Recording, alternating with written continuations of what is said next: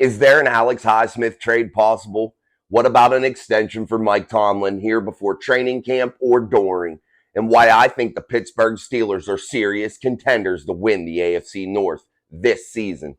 This and much, much more on All About the Game. Welcome back, guys, once again to the podcast All About the Game here on Mike Drop Sports. And as always, I'm your host, Jason, and we're set for another kick-ass episode. And today we're going to be talking about what I said before, the Alex Highsmith trade rumors, the Mike Tomlin possible extension, and why I think the Pittsburgh Steelers quite possibly could win the AFC North here this upcoming season. So, guys, let's dive into the first topic, and that's an Alex Highsmith trade rumor. Bleacher Report is out there putting, hey, Alex Highsmith, he's a possible trade target for the Pittsburgh Steelers, along with several others like Kevin Dotson, Zach Gentry, those types of players. However, Alex Highsmith holds about a 3.5, 3.4, I believe, something like that cap hit here for this season. So that's very enticing to a team that's out there that definitely needs a pass rusher because he's not on the high end of the pay scale. But, however, next season he's going to be due for a new deal. That's where it becomes sticky for the Pittsburgh Steelers. Are they going to be able to sign Alex Highsmith? Or should they be able to right now get a king's ransom for him? Because I think Bleacher Report was saying something about a high second round pick. Could that set the Steelers up to get another edge rusher last year, considering they've brought in Golden? They brought in with the draft Nick Herbig. Also, that would give you three viable options. However, Alex Highsmith is one of those steady hands, and you've got to have at least a few steady pass rushers. And I don't know if the Steelers are really willing to part with Alex Highsmith this season, considering what they've set up and what they've got going right now on that defense, especially that defensive front. That defensive backfield is looking poised to be better in 2023, 2024. So I'm not sure if the Steelers would be willing to sacrifice that edge rush game, because that's going to be vital to their success, having that pass rush, being able to hit home. And Alex Highsmith is going to be a big part of that, guys. So what do you do if you're the Pittsburgh Steelers? Do you go ahead and reach out to teams and dangle him out there? Could you get somebody back that's just serviceable at that position? I'm not sure. I think if a team is looking for pass rushers, they're not going to give you anything in return in terms of like a mediocre type guy that could just be serviceable. I don't think they would do that because they're trying to build their pass rush. So they're going to want to keep all their tools that they have in place. And Alex Highsmith could be adding serious value to any team out there. But I think the Pittsburgh Steelers could really get a big haul for him, considering there's many teams out there that don't have a good pass rush and would kill to have a guy like Alex Highsmith, who has a high motor. He's a very intelligent player. He plays with a lot of heart, a lot of skill. He's a study guy. He gets in the room. He knows what he's doing. He's not out there looking stupid. So these types of guys are valuable in the NFL, especially at the edge rushing type, at the edge rush position. So, guys, in my opinion, I don't think the Steelers should do it. But, however, I think they could get a big haul for him. So I think they're stuck between a rock and a hard place. I would really try to work out a deal with Alex Highsmith, but the problem's going to be the $6 million projection over the cap right now for next season. They're already projected to be $6 million over. So how do you fit a guy like Alex Highsmith into that fold? And I think they can do it because Omar Khan has adjusted salaries and adjusted contracts to make things work in the past. And I think $6 million wouldn't be a huge number for them to overcome to be able to get Alex Highsmith on the books for the following season and a couple after that. I think a quality deal for Alex Highsmith would be between $4 to $6 million per year. And that would be for 2 seasons or possibly 3. I think that would be fair to Alex. I think that would be fair market value for him. And I think that would be a fair acquisition for the Pittsburgh Steelers. So that's what I think on that trade rumor, guys. I think I'd rather trade a Dotson or a Gentry. I don't think anybody's going to be interested in Gentry. You might be able to get some stuff for Dotson. I just don't think that they have big-time trade bait except for Alex Highsmith. And that's why Bleacher Report's out there putting it out, because he's pretty much the only one out there that really brings value that would be considered possible trade target for any other team. What about, guys, a Mike Tomlin extension? This usually happens about 2 years out, and I know I'm a couple days late on people talking about it. However, I had some technical issues and wasn't able to put out my episode that I had already filmed. So we're filming a new one here. But I'm going to talk about this Mike Tomlin extension because it's needed.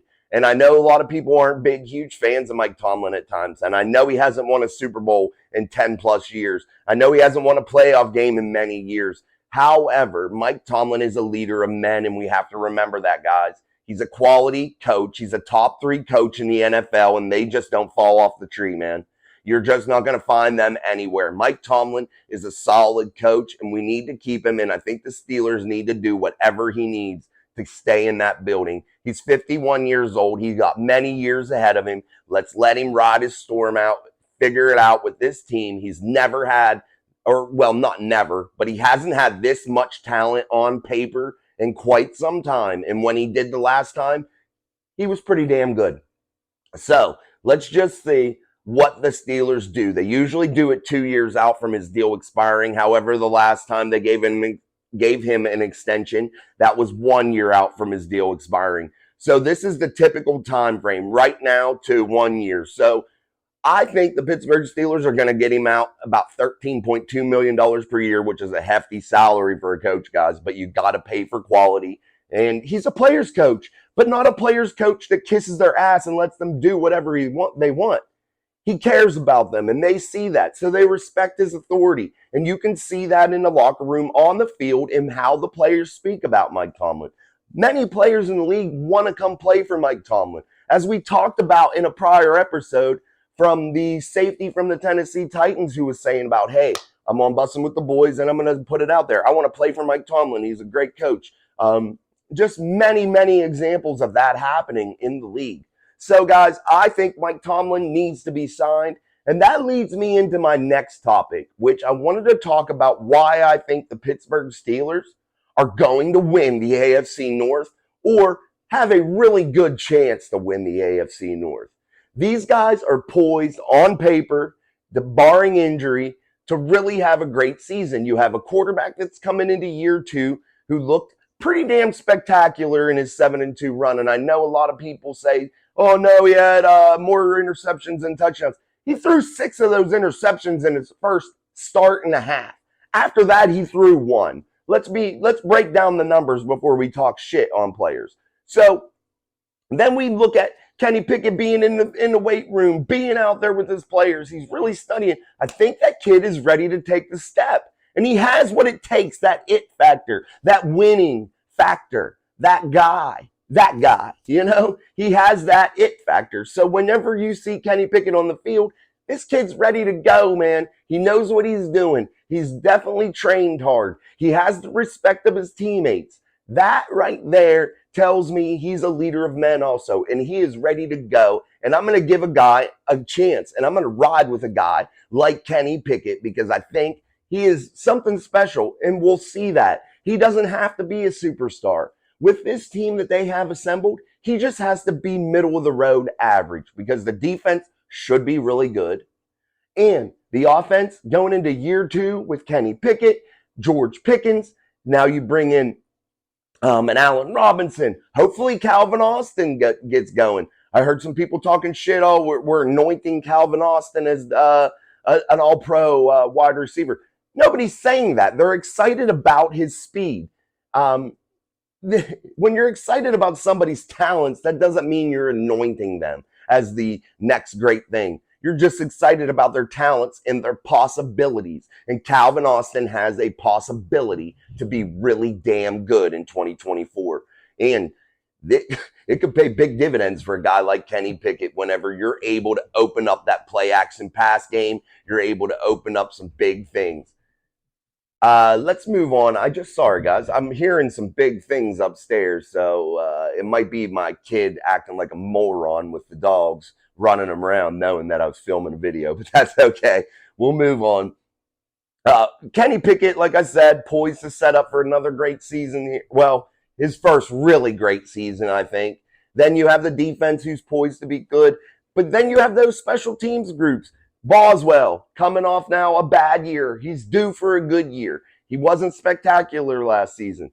But now you have a punt game also in Harvin, who is playing for his job. And I think he could be gone by the bye week if he shanks 1 out of every 4 punts, 2 out of every 4 punts. And it does happen, guys. He shanks a lot of punts. And I think he's playing for his NFL career because you're not going to be able to do that everywhere. Mike Tomlin's patient. The Steelers organization are patient. So those two things there, I think, are going to pay pretty big also and contribute to the Pittsburgh Steelers winning this AFC North. So we have special teams so far. We have the Kenny Pickett year 2 leap. That offense should be really good. The defense should be special. This is all on paper, guys. I'm reminding you of that. This isn't me saying the Steelers will win the Super Bowl. I just think they have a really good shot to win that division. And then we move into why I think Mike Tomlin pays big dividends to this Pittsburgh Steelers team. He keeps teams together and he keeps teams on that winning path. That winning path means a lot. When you have a guy like Mike Tomlin who can remain steady and the players see that, they know the organization is so stable and they're not going to panic at the first injury, the first time there's trouble throughout the season. And that trickles down to these players. They know they can rely on Mike Tomlin and this organization to be steady, which gives them an advantage over all the other teams in the division, in my opinion.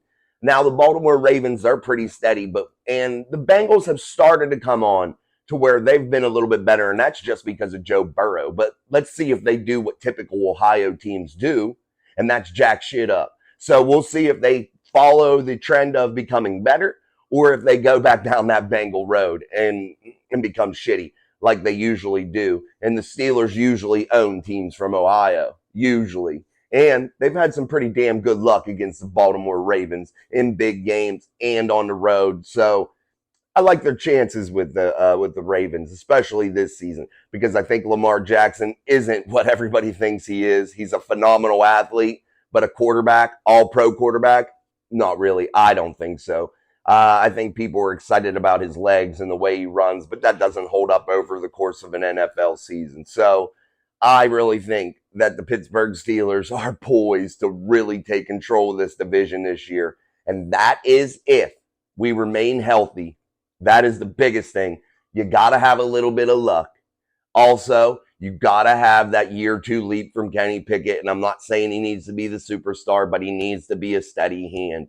These things are why I really think the Steelers could be one of the best teams in the AFC and win the AFC North.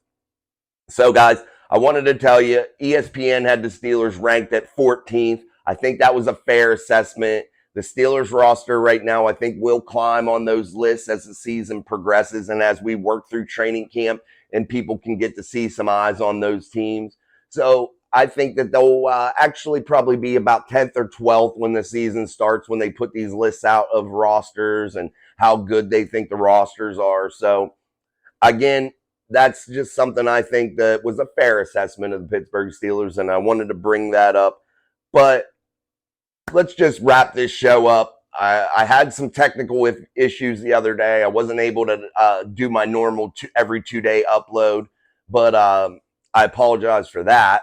So we're going to keep working through those technical issues. We're going to keep working forward here and keep growing the channel. And I appreciate you guys for coming through. This is all about the game. We're on Mike Drop Sports. I'm your host, Jason. Don't forget to subscribe and keep on watching Mike Drop Sports and the podcast, all about the game.